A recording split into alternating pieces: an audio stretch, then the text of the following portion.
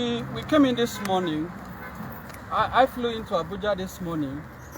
Israel had flown in yesterday to honor the invitation extended to him by the Nigerian police, the Force Criminal Intelligence and Investigation Department,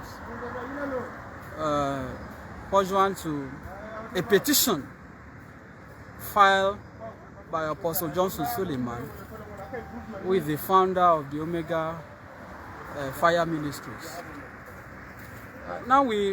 I came in with my clients, and I said we got in here past 10. If you look at the time, this is some minutes past 7. So cumulatively, we have spent over 7 hours, over 8 hours, 8 hours plus, just to respond to a petition over what I consider to be a very funny allegation made by Sulieman, because he had alleged that he commanded angels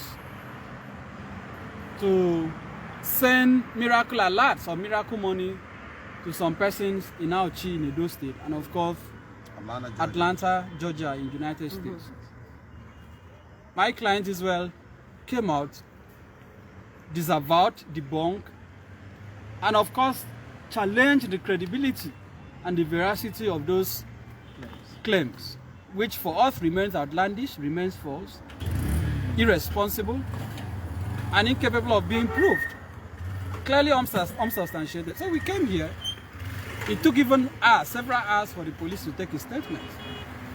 There were a lot of arguments, back and forth, altercations at some point, and instances where I felt these had gone beyond voluntary statement. This was about trying to force somebody to implicate himself. Of course, we refused to be intimidated. So that also led to a series of things that I may not want to say here.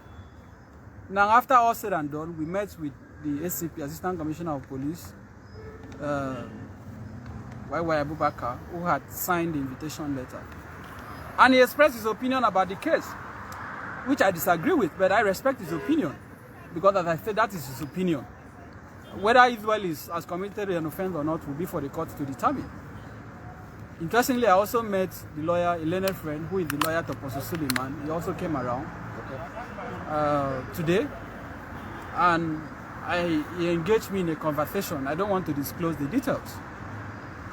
After we had finished all that marathon hours of discussion, I had expected that the police, given that Israel came voluntarily, will release him and ask him to come back, because he honored the invitation. If you are inviting somebody for purpose of interrogation, the moment you say you cannot go except you produce a shorty, what that implies in law is that you have converted the police invitation to arrest. The moment a suspect can no longer live at his own will, by his own volition, that is no longer within the realm of invitation. That is now an arrest. So the implication is that Israel Balogun has been arrested by the police. He's currently in their cell. He's not coming out, obviously, tonight because of what looks like very stringent and difficult bail conditions. They requested for 2 shorties. They said one has to be a level 14 civil servant who should present either his letter of last promotion or a letter of introduction. Of course, we brought a level 13 and we appealed to them, and they agreed to take the person. But somehow, because of the time, we couldn't get the original copy of his letter of last promotion. But we presented the photocopy, and even his ID card, he was willing to drop them, a federal civil servant. But they insisted again that he must also, in addition to letter of last promotion, present his ID card and also present letter of introduction, which are clearly outside the bail form that my clients fill. Again, there was also a requirement that there should be a second shorty who should be a business person and have either certificate of occupancy, C of O, or certificate of incorporation of a company. We brought a retired civil servant with certificate of occupancy. With even original copy, the police refused to release Israel, insisting that they must produce a civil servant. What is the offense? They're talking about defamation. They're talking about alleged cyber stalking. I don't believe those are matters that should warrant such stringent conditions that are peculiar to capital offenses like murder, kidnapping, terrorism, and so on. So for me, this is just, again, an attempt by somebody who feels he has money, somebody who feels he has power, to press a Nigerian that he feels is vulnerable. But our message to Apostle Sulieman is clear and simple. We are not going to back down. We are not going to be intimidated. We are not going to allow you to put us in a situation that will make you continue to harass other citizens. So we will come back tomorrow hoping that the police will release him, hoping that those conditions will be reconsidered or alternatively met. But for the purpose of today, this is where we are. Israel is in custody.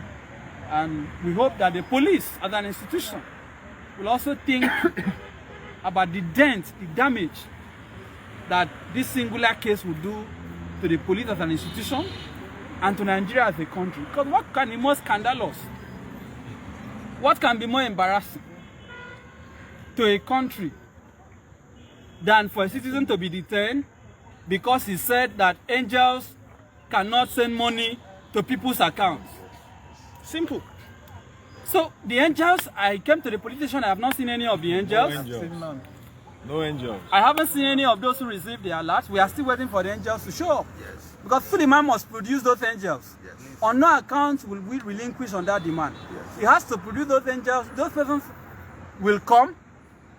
We will subpoena their banks to see their statements so that we will know from which bank of heaven these monies came from. This is the kind of madness that we see in this country.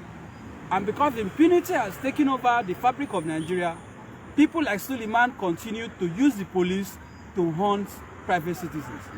Nobody will be intimidated. Nobody will be coerced into silence. Yes. So let the Inspector General of Police save the Nigerian police from this embarrassment, save the country from this scandal, and stop this macabre dance, this scandal that is going on in the name of investigation.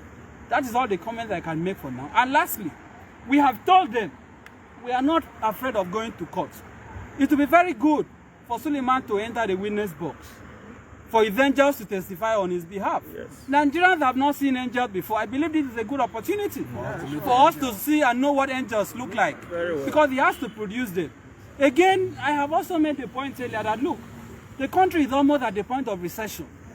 The government can barely fund. Nigeria is borrowing from China. Sulieman has this grace of commanding angels to send money. Why not help the country? Thank you. Call these angels to send money to the Federation account or the Treasury single account to help the country out of the economic and financial crisis that it is going through. If you have this capacity to command angels to deposit money in the account of people who claim to be your members, also help the country. So the president should send the Minister of Finance to lead a delegation to meet Sulieman for him to call his angels to send money to help the country. I believe that will be in the interest of, until he does that, we are waiting for him to have his day in court. Because for me, it is not Israel Balogun who will be on trial. It is Apostle Sulieman and every clergy or pastor in this country that has abused the trust of the Nigerian people that will be on trial. Yes. It is Sulieman who will answer for his statements and comments. It is Sulieman who will have the burden and the onus of proof of substantiating the allegations that he made. They can show their power at the police station, but we will have solace in the court. But we are still calling on the police to do what is right, because you cannot be saying you are a law enforcement agency and yet you are allowing the law to be violated in the name of protecting a big man.